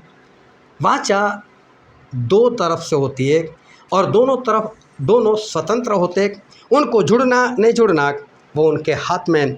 इसी तरह से प्रभु यीशु ने हमसे जो वाचा बांधी है वो भी स्वतंत्र है, हम भी स्वतंत्र हैं। अगर हम कहते हैं हाँ प्रभु मैं 9 बातें के लिए तैयार, मैं पानी में डूबने के लिए तैयार, तो प्रभु बोलते ठीक है, फिर मैं भी क्षमा करूँगा और मैं भी तुझे पवित्र आत्मा दूंगा। और तब जाकर वो मुहर लगती है, और मुहर लगती है तो ये बात तय होती है कि अब से तू प्रभु यीशु का। और जब ये मुहर लग जाती है, तय हो जाता है कि प्रभु का, तो फिर उसके लिए वही काम है, प्रेरितों से शिक्षा पाना, संगति में रहना, प्रभु बुझ लेना और प्रार्थना में लवलीन रहा। ये सारे काम उसको करने होते हैं। हालेलुया। हालेलुया। ज़्यादातर सभी लोग बपतिस्मा लेकर बैठे, ज़्यादातर सभी लोग इस वाचा में जुड़ चुके। हालेलुया, आया ना। अब मैं आपसे पूछता हूँ, क्या प्रेरितों से शिक्षा पाने में आप लवलीन हो क्या आपको ये होता है कि मैं भी लगातार लवलीन रहो प्रेरितों से शिक्षा पाने में? अगर आपके ऊपर मुहर लग गई, परमेश्वर ने भी जाहिर कर दिया तू मेरा तू मेरी, आपने भी बोल दिया हाँ प्रभु मैं आपका मैं आपकी, लेकिन क्या आप प्रेरितों से शिक्षा पाने में क्या आप लवलीन हो? क्या संगति करने में आप लवलीन हो? क्या प्रभु भोज लेने में आप लवलीन हो? क्या आप सदा प्रार्थना के लिए क्या आप लवलीन हो? ये बातें करने के लिए तो आपने मुहर ली थी, ये जाहिर करने के लिए कि हाँ प्रभु मैं आपका हूँ, तभी तो आपने एक काम किया था। लेकिन क्या परमेश्वर के साथ जुड़ने के बाद, इस वाचा में जुड़ने के बाद, क्या ये 4 कामों में आप लोग जुड़े? क्या जिन लोगों ने इस बातों को माना वो इस 4 बातों में बने रहे? और बने रहने के लिए उनको क्या करना पड़ा? अपनी जगह छोड़नी पड़ी।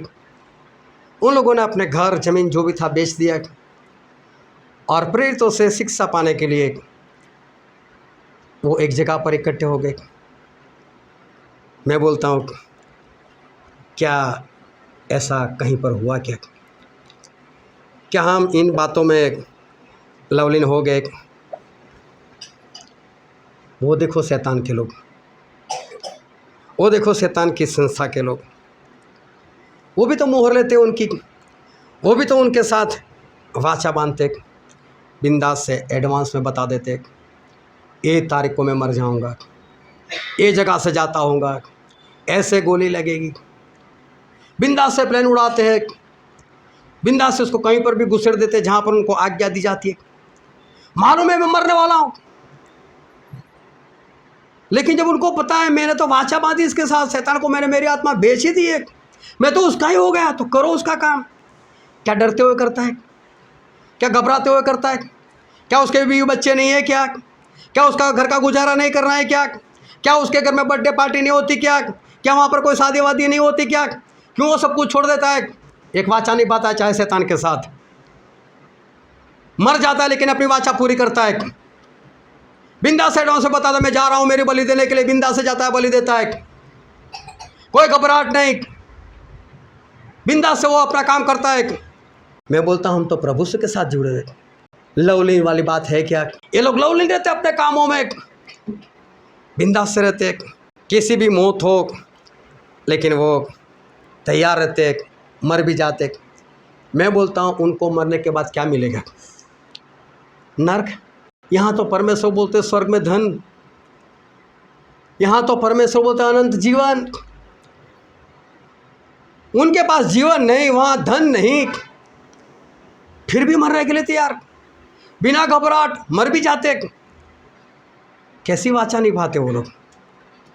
और जो लोग प्रभु से के साथ वाचा बांधते हैं, क्या होता है उनका, वो किस तरह से वाचा में उसके साथ जुड़ते हैं। प्रभु यीशु अपने लोगों के ऊपर मुहर लगाते हैं। लेकिन मैं बोलता हूँ, क्या वो अपनी वाचा में पक्के हैं? क्या प्रेरितों से शिक्षा पाने में आप बने रहते हो? आप कहीं भी पे चले जाते हो। आपको मैंने एक बार बताया था वचन में कि अगर आप किसी शादी में इसलिए जाते हो कि मुझे जाना पड़ेगा, और उसी वक्त संडे भी है, उसी वक्त संगति भी है, प्रभु भोज भी है, और आप उसको छोड़कर अगर आप जा रहे हो कहीं पर शादी या बर्थडे पार्टी या एनिवर्सरी या कोई बीमार उसकी खबर लेने, जो भी है, इसका मतलब क्या हुआ मालूम है? प्रभु भोज, प्रभु से की संगति, प्रेरितों से शिक्षा पाना, ये सब स्पेयर व्हील के समान आपके लिए। जब कोई काम नहीं तो मैं इधर आऊँगा।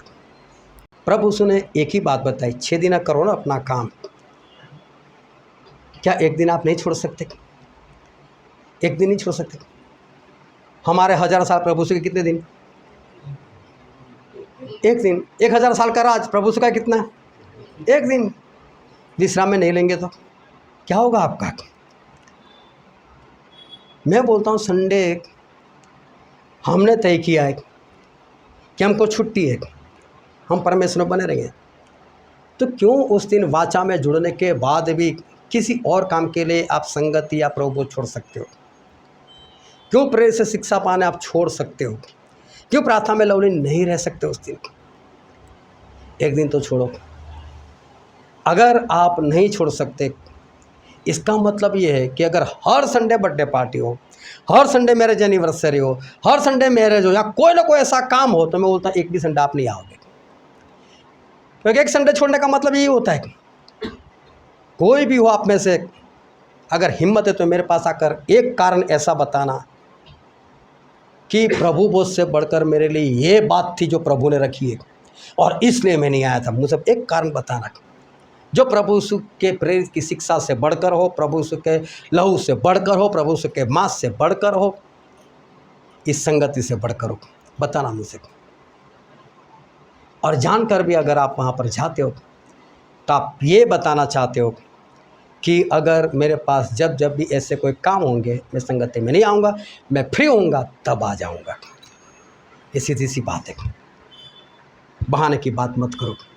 आप मुझे बता सकते हो, किसी और को बोल सकते हो, लेकिन हिम्मत है तो प्रभु को जाकर बताना। उनके सिंहासन के सामने जाकर बता सकते हो। क्या प्रभु सुनेंगे आपकी? सीधा न्याय है वहाँ पर। हे श्रापित लोगों चले जाओ, बात ख़त्म करो। वहाँ तो डायरेक्ट हमारे परमेश्वर वो तो हुक्म ही देते। ये शैतान से जो लोग वाचा में जुड़ते हैं, जो इल्यूमिनाटी वाले लोगों के साथ वाचा में जुड़ते, वो जब भी बोलते मरना है तो उसे तैयार, नरक मिलना है उनको, फिर भी तैयार। सोचो तो सही, वाचा का मतलब क्या होता है। और यहाँ हमारे परमेश्वर बोलते हैं वहाँ तुझे धन दूंगा, वहाँ अनंत जीवन दूंगा, और फिर भी वाचा में इंसान पक्की नहीं। अंतिम दिनों में प्रकाशित वाक्यों को पढ़कर देखना, प्रभु से बोलते लोगों को फोड़े निकलेंगे, सूरज की गर्मी इतनी बढ़ जाएगी, लोग झुलस कर मर जाएंगे। कल मैं गया था, बरसात हुई वहाँ पर, बरसात थम गई और मैं देख रहा हूँ तो जो रोड था, रोड के अंदर से भाप निकल रही है। यहाँ इतनी गर्मी है कि बरसात होने के बाद, वो भी छोटा बरसात नहीं हुआ था, 2-4 छींटे नहीं आए थे, सब कुछ भीग चुका, उसके बाद में अंदर से भाप बाहर आ रही। कितनी गर्मी। ये तो कुछ भी नहीं, और बढ़ने वाली है। लोग झुलस कर मर जाएंगे, जगह जगह पर भूकंप होंगे, मेरे नाम के कारण लोग सताए जाएंगे, इतनी दुष्ट आत्माएं जो भी बंधी हुई हैं उनको भी निकालेंगे लोग, परमेश्वर उनको आज़ाद करेंगे, जाओ जाकर हैरान करो। बोले 5-5 महीने तक ऐसे डसेगी वो, आप मौत को तरसोगे लेकिन मौत नहीं मिलेगी। लेकिन इन सभी को एक ही आज्ञा है, जिसके ऊपर मैंने लिखा है ना, ये मेरे लिए पवित्र, ये मेरी वाचा से जुड़ा हुआ है, ये संगति में, ये प्रभु भोज में, ये प्रार्थना में, प्रेरितों शिक्षा पान में, ये लवलीन रहता है। अगर तू गया इसके पास, देख, बीमारियों को आज्ञा है, उस गर्मी को आज्ञा है, उस फोड़े को आज्ञा है, उस सताव करने वालों को आज्ञा है। आप कुछ नहीं कर सकते, मेरे लोगों को कुछ नहीं कर सकते। हालेलुया, कितनी बड़ी बात है। आज अगर आप वाचा में पक्के नहीं, जब एंटीक्राइस्ट नहीं, आज इतनी गर्मी नहीं तब वाचा में पक्के नहीं, जब आज इतनी सतावट नहीं तब वाचा में पक्के नहीं, तो मैं बोलता हूँ जब ये सब कुछ होगा तब होंगे पक्के क्या है। अगर आज आप रेगुलर नहीं आ सकते, उस वक्त आओगे क्या? समझने वाली बात है, अपने आप को जांचने वाली बात है कि क्या होगा उस वक्त। लेकिन मैं उन लोगों को देखता हूँ जो शैतान के लोग हैं, कितने पक्के हो, जो वाचा में जुड़ गए, जवान होते हो मर जाते, ऐसा भी नहीं बूढ़े, सिद्धू मूसे वाला शादी भी नहीं हुई थी उसकी, वो अगर एक शादी करना चाहें तो 1000 लड़की उसको मिल सकती थी, ऐसा उसका नाम था, फिर भी मर गया वो। नहीं, मेरा जान देने का वक्त है, मेरा मरने का वक्त है, मेरी वाचा पूरी करने का वक्त है, बिंदास से मर जाता है, एडवांस में गाना गाकर मर जाता है, ऐसे गोली लगी, ये होगा, नाच कर बता रहा है, कोई खौफ नहीं, कोई डर नहीं। और जो परमेश्वर बोलते हैं कि मेरे बेटे मैं तुझे स्वर्ग दूंगा, मैं तुझे अनंत जीवन दूंगा, उनके साथ जो वाचा है, वो वाचा के लोग कैसे है? जो वचन आज हमने पढ़ा था दानियेल की पुस्तक, उसका अध्याय 9 और 24 से 27, वहाँ पर परमेश्वर ने एक पक्की डेट बताई है कि मैं दूसरी बार कब आऊँगा। प्रभु उसने दानियेल से बात की, ये दानियेल इधर आके, अपराध बंद हो जाए, पापों का अंत हो जाए, परम पवित्र का अभिषेक हो जाए, ये सारी बातों के लिए जो भविष्यवाणी सब हो चुकी है उस पर मोहर हो जाए, वो पूरी हो जाए। इन शॉर्ट प्रभु उसने बता दिया कि जब मेरा दूसरा आगमन होगा, दानियेल समझ ले, मेरे दूसरे आगमन तक तेरे और इज़राइल के सर, पवित्र नगर मतलब इज़राइल, उनके सर मैंने 70 सप्ताह ठहराए हुए। ये 70 सप्ताह, एक सप्ताह मतलब 7 साल, 70 सप्ताह मतलब 490 साल। उसके बाद मैं आ जाऊँगा, दूसरी बार मेरा आगमन हो जाएगा। अभी तो पहला नहीं हुआ था, प्रभु से दूसरे आगमन की पक्की डेट थी। और इसलिए दानियेल समझ ले कि यरूशलेम जो उजड़ा हुआ है, जो सुलेमान का भवन उजड़ा हुआ है, उसको बनाने किया गया, दूसरी बार निकले, तब से इसकी गिनती शुरू करना। और देखना 7 सप्ताह बीतने पर अभिषिक्त पुरुष, उसका वक्त शुरू हो जाएगा। उसके बाद 62 सप्ताहों के भीतर वो भवन, वो यरूशलेम अंधाधुंध के वक्त भी वो फिर से बनाया जाएगा। और 62 सप्ताह और पहले 7 सप्ताह मतलब 69 सप्ताह, 69 सप्ताह मतलब 483 साल। उसके बाद अभिषिक्त पुरुष मतलब प्रभु सु काट दिए जाएंगे, मतलब मार दिए जाएंगे। प्रभु सु जब आए तब एडी की शुरुआत हुई। प्रभु सु 33.5 साल जिए, मतलब सन 34 में उनकी मृत्यु हो गई। उसी वक्त ये मसीह का विरोधी आने वाला, बोलो उसके बाद जो सरदार आएगा, लेकिन उसको रोक लिया गया। प्रकाशित वाक्य 7वें अध्याय में लिखा है कि पवित्र आत्मा ने उसको रुकाए, अभी मत प्रकट कर अपने आप को, मुझे मेरे दासों के ऊपर मुहर लगानी है। मुझे तो वाचा में लोगों को लेकर आना, अभी कहाँ आता है तू? और वाचा की शुरुआत हुई, नई वाचा की प्रभु से देकर गए थे, लेकिन उसकी मुहर की तब शुरुआत हुई जब परमेश्वर ने मूसा को बोला था, मूसा मैं इस्राएल लोगों के साथ वाचा बांधता हूँ, एक करार करता हूँ, मतलब 10 हुक्म देता हूँ, जो कोई ना माने उसके लिए ये सजा, लेकिन इसके लिए ये भेड़ का लहू, ये बछड़े का लहू, सभी बर्तनों के ऊपर, मिला पाले तंबू के ऊपर तू उसके छींटे मार। पहली वाचा भी लहू के साथ शुरू हुई थी, उसका निशान एक लहू था। और प्रभु से नई वाचा अपने लहू से शुरू की। और पवित्र आत्मा ने बोल दिया, एक शैताना बेरुख, मैं पहले मेरे दासों जिन लोगों ने प्रभु से के लहू से अपना आप को शुद्ध किया है, उनको मैं एक निशान देता हूँ, मतलब पवित्र आत्मा देता हूँ, एक मुहर देता हूँ, जो हमने इफिस 1:13 में पढ़ा कि पवित्र आत्मा की मुहर लगे, ये मेरा हो गया। बोले जब ये मुहर लग जाए ना, मेरा मुहर लगाने का काम खत्म हो जाए, बाद में तुझे जो करना है कर, क्योंकि मुहर लग जाएगी फिर मुहर वाले के पास तो कोई आ नहीं सकता, बाद में तो जो करना है कर। लेकिन बोले उसके बाद जो सरदार आएगा, वो सरदार मतलब मसीह का विरोधी।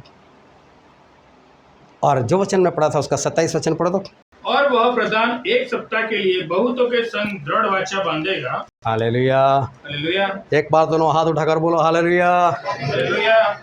क्या लिखा है यहाँ पर, फिर से एक बार पढ़ो। और वह प्रधान मतलब मसीह का विरोधी 1 सप्ताह के लिए, 1 सप्ताह के लिए मतलब 7 साल के लिए बहुतों के संग, किसके साथ? बहुतों के संग, बहुतों के संग। हालेलुया, हालेलुया, बहुतों के संग क्या करेगा? दृढ़ वाचा बांधेगा। दृढ़ वाचा बांधेगा। मसीह का विरोधी किसके साथ वाचा बांधेगा? बहुतों के साथ। क्या प्रभु यीशु बहुतों के साथ नहीं, लेकिन क्या सभी के साथ वाचा नहीं बांध सकते? क्या वो तैयार नहीं? अगर कोई बोले नहीं प्रभु मुझे आपकी वाचा में जुड़ना है, तो क्या प्रभु मना कर देंगे उनको? क्या प्रभु ने किसी किसी को चुना है? नहीं, प्रभु सभी के साथ वाचा बांधना चाहते, लेकिन आएंगे नहीं सभी, बहुत लोग ही आएंगे। प्रभु को मालूम सब नहीं आने वाले, इसलिए बोल दिया ये मेरा लहू बहुतों के लिए। ये भी सभी से वाचा बांधना चाहता है, मसीह का पूरे वर्ल्ड पर राज करना चाहता है, सभी के ऊपर राज करना चाहता है। वो भी सभी के साथ वाचा बांधना चाहता है, लेकिन उसके साथ कौन वाचा नहीं बांधेगा? जिसकी वाचा किसके साथ है? हालेलुया। जिसकी वाचा किसके साथ है? और जिसकी वाचा प्रभु के साथ है वो क्या करते हैं?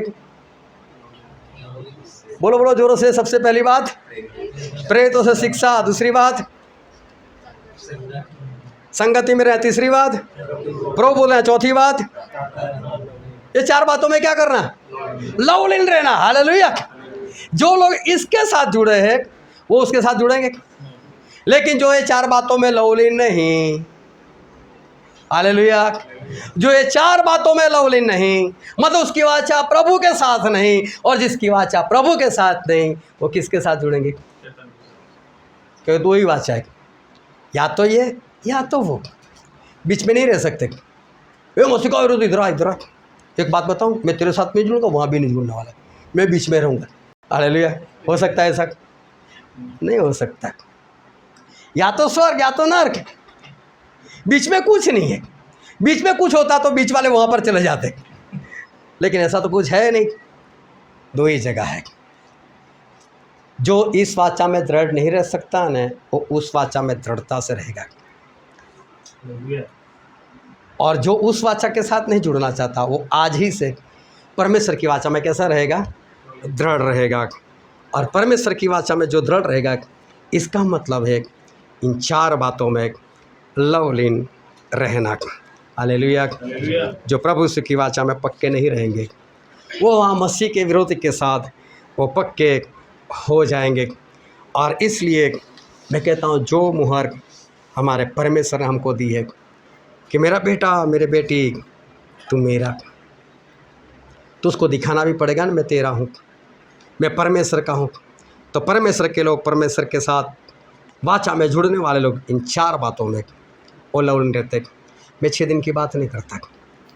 6 दिन हो सकता है आपकी जॉब हो, 6 दिन हो सकता है आपका कोई कारोबार हो, उसके बाद वक्त है, फिर तो आना ही आना है। लेकिन हो सकता है कभी आपकी सेकंड ड्यूटी हो, नाइट ड्यूटी हो, आप नहीं आ सकते मंदिर में, कोई बात नहीं, मत आओ। उसके लिए मैं आपको कुछ नहीं बोलने वाला, लेकिन एक दिन तो परमेश्वर का है ही है। हालेलुया। उस वक्त और कोई काम नहीं है।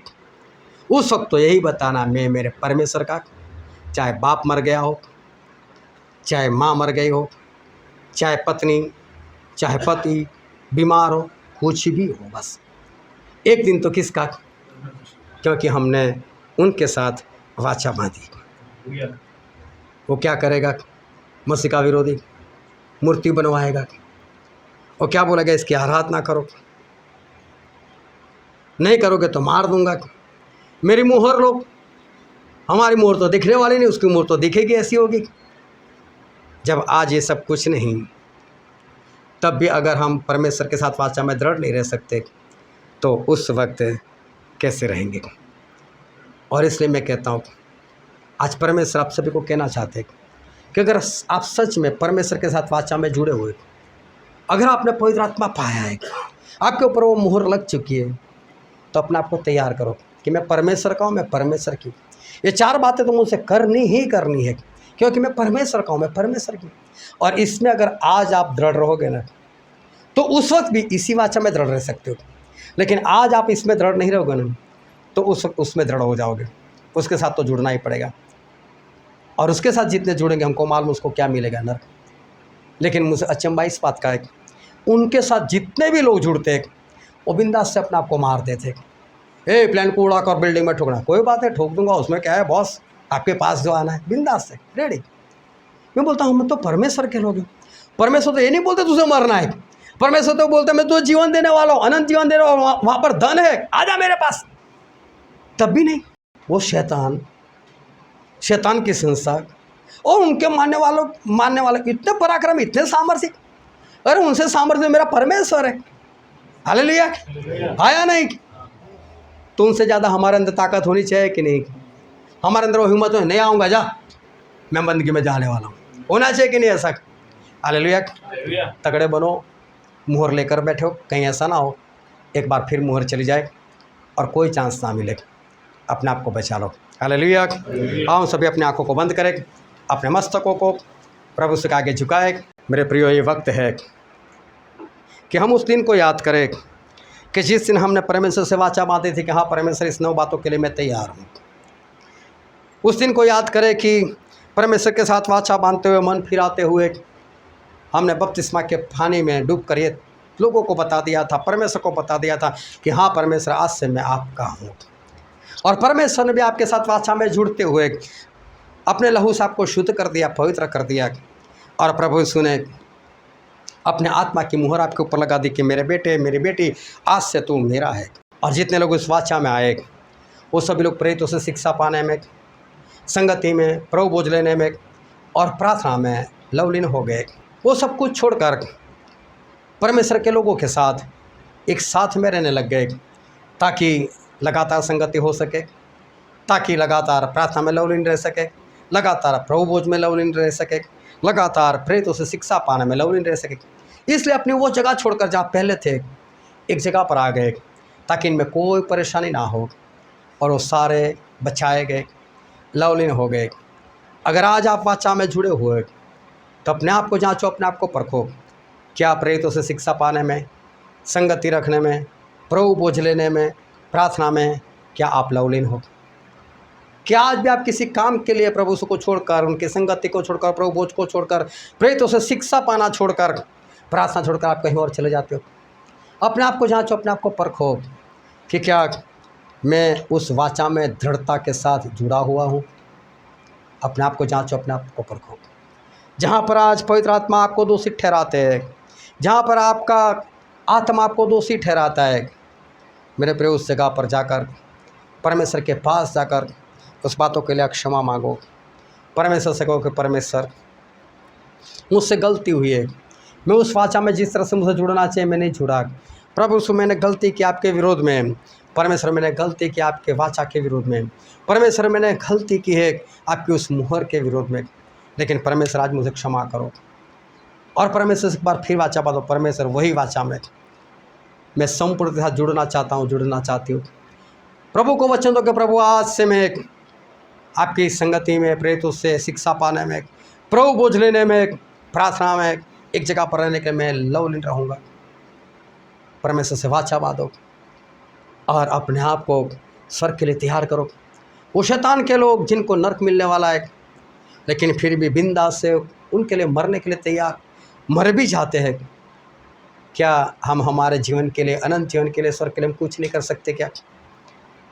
आज हमारे पास वक्त है कि हम सच्चाई और आत्मा से परमेश्वर की वाचा के साथ सही रीति से जुड़ जाए और उसको निभाने वाले बने, ताकि हम स्वर्गराज के वारिस बने। ये वचन समझने के लिए, ग्रहण करने के लिए, उसके अनुसार चलने के लिए प्रभु की कृपा हम सभी पर होने पाए। है।